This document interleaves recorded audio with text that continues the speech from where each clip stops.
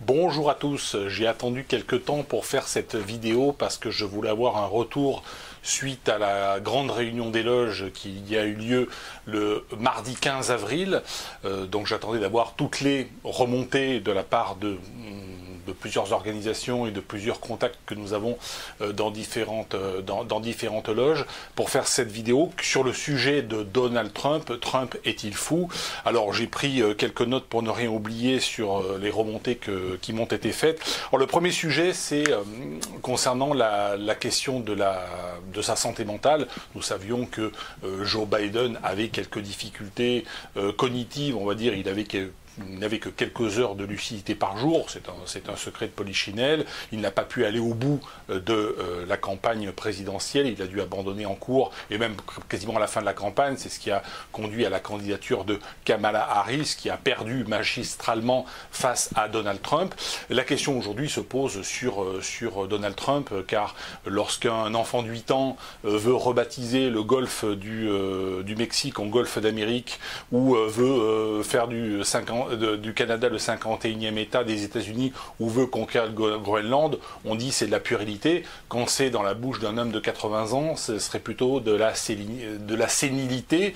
Donc la question se pose sur la santé mentale de Donald Trump, car effectivement il a multiplié les outrances concernant le Canada, concernant le Panama, concernant le Groenland. Alors ce ne sont pour l'instant que des paroles, naturellement, mais ce sont des paroles qui n'apportent rien politiquement. S'il avait véritablement l'intention de s'emparer du Canada ou du Groenland, il ne le ferait pas, il ne communiquerait pas de cette façon-là. C'est absolument évident. Le deuxième sujet concerne Trump et ses positions sur l'Ukraine. Alors nous savons qu'en 2022, la Russie avait 20 fois plus d'artillerie, 20 fois plus de chars, 20 fois plus d'avions, 20 fois plus d'hommes.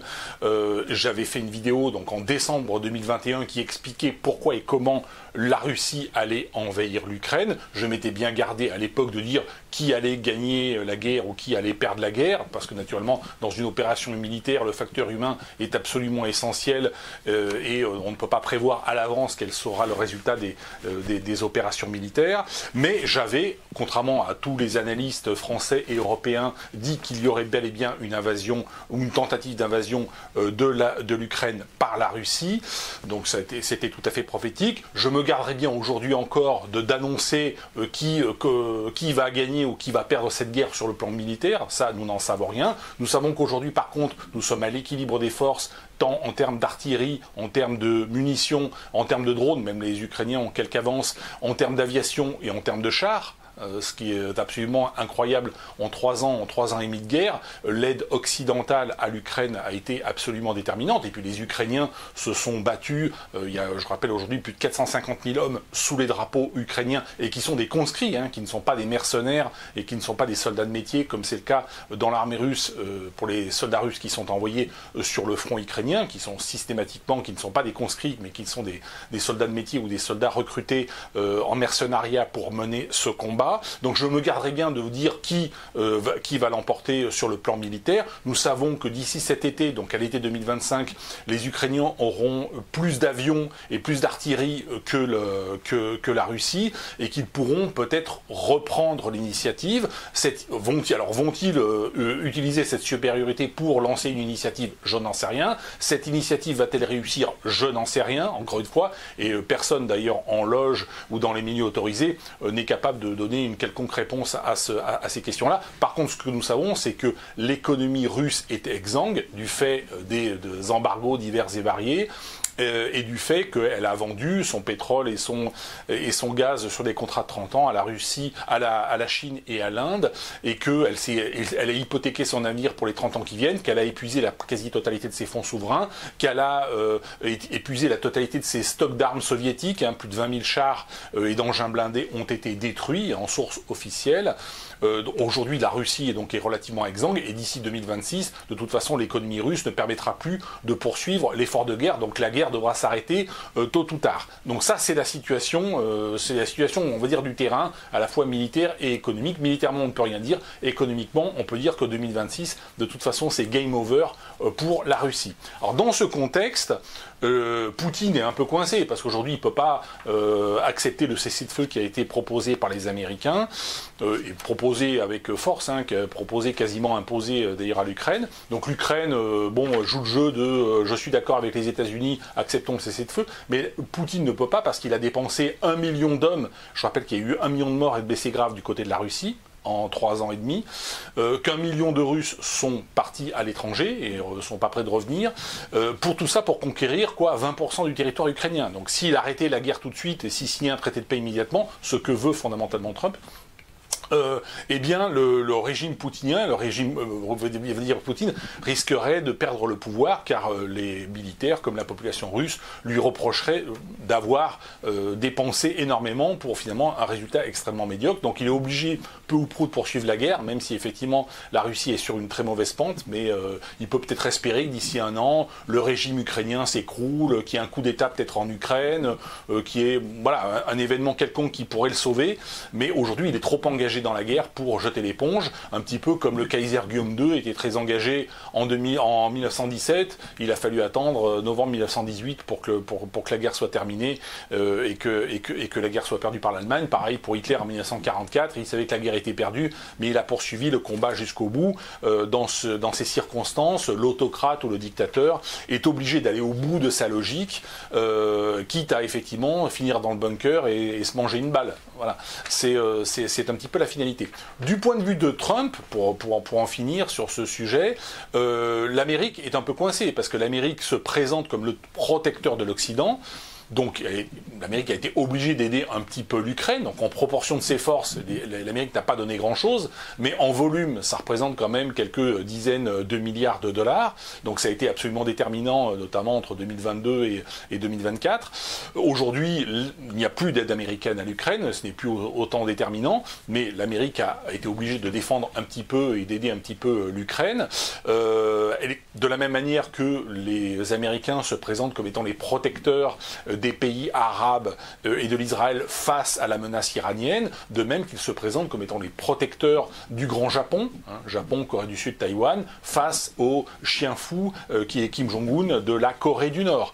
Donc, par contre, ce que ne veulent pas les Américains, c'est que la Corée du Nord devienne un pays normal, que l'Iran devienne un pays démocratique et sympathique et normal, et que la Russie devienne un pays normal. Donc les Américains sont pour les Européens des protecteurs toxiques, comme ils le sont des protecteurs toxiques pour les Asiatiques, ou comme ils sont des protecteurs toxiques pour les pays arabes, puisqu'en réalité, ils ont besoin que la Russie, que l'Iran, que la Corée du Nord demeurent des menaces, pour pouvoir continuer de vendre des armes, et pour que les capitaux continuent de s'investir aux États-Unis, qui sont le continent américain, qui étant le continent de la paix. Alors si demain Trump envahit le Canada, ça ne sera plus le continent de la paix. Mais pour l'instant, le Canada, ce ne sont que des paroles. Donc voilà, donc Trump est aujourd'hui un petit peu coincé, il n'a pas beaucoup de marge de manœuvre sur ce sujet, et dans les milieux autorisés, on pense qu'il va se désintéresser de la question ukrainienne. Troisième sujet concernant Donald Trump, sa politique en matière tarifaire, les fameux tarifs douaniers, les fameux droits de douane. Alors, il faut quand même expliquer une chose, c'est que lorsque Donald Trump dit « la Chine paiera, la Chine paiera, la Chine paiera », les droits de douane, la Chine ne paiera pas, ni les pays exportateurs. Les droits de douane sont payés par les consommateurs. Si vous imposez un droit de douane de 20% sur l'acier, par exemple, produit en Chine, un acier qui se vend aujourd'hui autour de $300 la tonne, eh bien l'acier va passer à $360 la tonne, on rajoute 20%. Alors que va faire le producteur américain? Il va dire, c'est formidable, les Chinois, donc l'acier chinois est vendu à $360, ben moi je vais produire de l'acier à $300 et je vais augmenter ma production. Non, le producteur américain, il va passer lui aussi ses prix à $360. Donc le nouveau prix, c'est le prix plus les droits de douane. Et même si effectivement le producteur américain n'importe rien, il va pratiquer les nouveaux prix. Un producteur de chaussettes du Bangladesh qui aujourd'hui produit à $2 et avec des droits de douane à 50% va vendre donc ses chaussettes à $3 aux États-Unis. Que va faire le producteur de chaussettes américain? Certainement pas d'augmenter sa production de chaussettes à $2, mais de passer ses prix de $2 à $3. Donc quand on met des droits de douane, on augmente les taxes. C'est une taxe, on augmente les prix sur les produits importés, mais aussi sur les produits fabriqués aux États-Unis. Alors, si le but était de faire entrer les rentrées fiscales, bah, c'est efficace. Si le but c'est d'augmenter les marges des producteurs américains, là aussi c'est efficace. Mais ça se fait au détriment du pouvoir d'achat quand même des Américains. Il faut dire les choses. Mais ce qui est gênant dans cette affaire dans l'affaire des droits de douane, c'est que Donald Trump met des taxes, les retire le lendemain, les remet le surlendemain, les retire, les remet, les retire, les remet. Et donc on est dans une instabilité, on est dans un chaos.